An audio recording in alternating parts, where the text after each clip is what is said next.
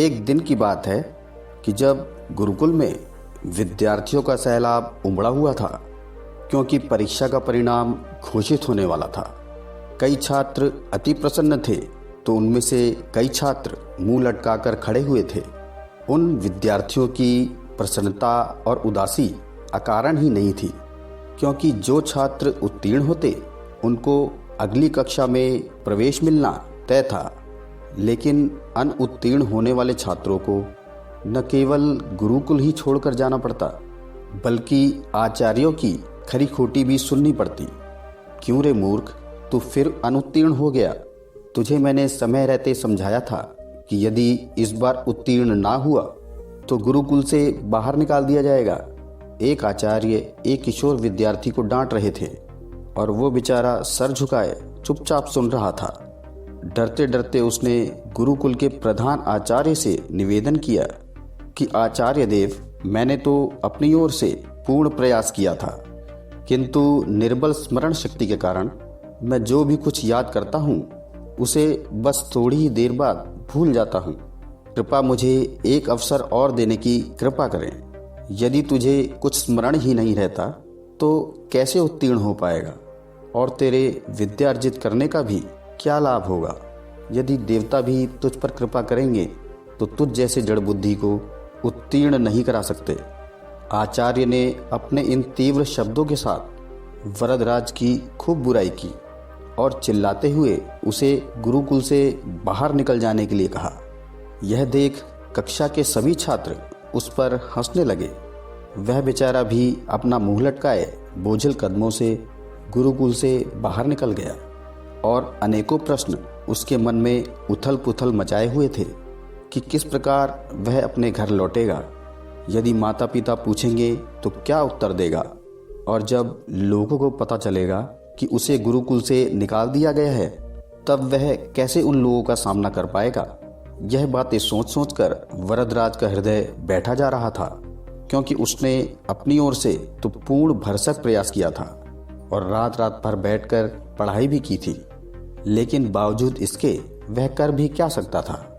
सवालों से घिरा हुआ ही वह सोचते सोचते अपने गांव के निकट पहुंच चुका था, पर क्योंकि धूप बहुत तेज हो चुकी थी इसलिए उसने थोड़ा विश्राम करने का निश्चय किया। गर्मी की इस तपती दोपहर में सूर्य की तेज रोशनी सबको जला रही थी और भूख भी उसे बेहाल किए हुए थी। इसलिए पास के कुएं के जगत पर बैठकर ही उसने सत्तू खाने का निश्चय किया, जिसे वह गुरुकुल से लेकर चला था। वहां कुएं पर और भी कई लोग खड़े थे और प्यास के मारे सभी लोग बेहाल थे, इसलिए बार बार डेंची कुएं में डालते और शीतल जल निकाल कर पीते। रस्सी के बार बार रगड़े जाने से कुएं के किनारे लगा पत्थर भी घिसने लग गया था। लोग जितना पानी निकालते पत्थर भी उतना ही घिसता जाता, और वरदराज चुपचाप बैठा वहां सब कुछ देख रहा था।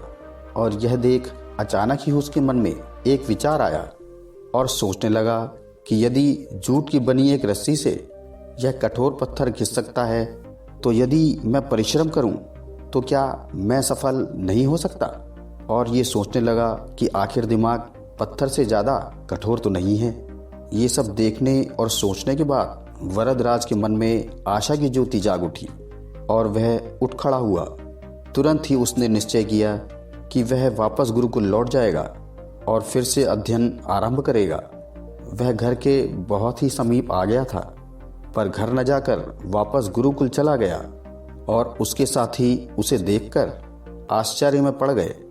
उसकी बात सुनकर आचार्य ने पहले तो उसे बहुत झटका, उसकी बहुत बुराई की और फिर उसके विनय प्रार्थना करने पर द्रवित होकर उसे गुरुकुल में दोबारा प्रवेश दे दिया। इस बार वरदराज ने अध्ययन में दिन रात एक कर दिया और जब परीक्षा का परिणाम आया तो समस्त गुरुकुल आश्चर्य में था, क्योंकि वरदराज न केवल उत्तीर्ण हुआ था बल्कि उसने संपूर्ण विद्यालय में प्रथम स्थान हासिल किया था। एक समय में जड़मूर्ख जाना जाने वाला यह विद्यार्थी आगे चलकर संस्कृत का बहुत बड़ा विद्वान बना और कई अद्वितीय ग्रंथों की रचना की। छात्र उसका शिष्य बनना बहुत ही गौरव की बात समझते थे। लेकिन ये सब किसी जादू से संभव नहीं हुआ, बल्कि ये आश्चर्यजनक परिणाम उपजा था संकल्प की अमोघ शक्ति से। कठोर परिश्रम और प्रबल इच्छा शक्ति के दम पर ही ये असंभव कार्य संभव हो पाया था। कामयाब लोग गलत नहीं कहते। निश्चय ही संकल्प सफलता का प्रथम सूत्र है, और सच्चा संकल्प एक ऐसा अचूक शस्त्र है जो कभी भी खाली नहीं जाता। यदि हम किसी भी कार्य को पूर्ण करने का संकल्प ले लें, तो ऐसा कौन सा अवरोध है कि जो उसके मार्ग में चट्टान बनकर खड़ा हो सके? निसंदेह कुछ भी नहीं। और करोड़ों युवाओं के प्रेरणा स्रोत स्वामी विवेकानंद जी ने एक बार कहा था, मुझे पूर्ण विश्वास है कि ब्रह्मांड में कोई भी शक्ति किसी भी व्यक्ति को उस चीज को हासिल करने से नहीं रोक सकती जिसका वह वास्तव में हकदार है। और यदि मन अपनी पूर्ण क्षमता में जागृत है तो हर चीज पाई जा सकती है। पर्वत को भी खाक में मिलाया जा सकता है, और संकल्प किसी भी वस्तु से ज्यादा शक्तिशाली है। प्रबल इच्छा शक्ति के सामने हर चीज को झुकना ही पड़ता है, क्योंकि यह सीधे ईश्वर से आती है। एक शुद्ध और शक्तिशाली संकल्प सर्वशक्तिमान है।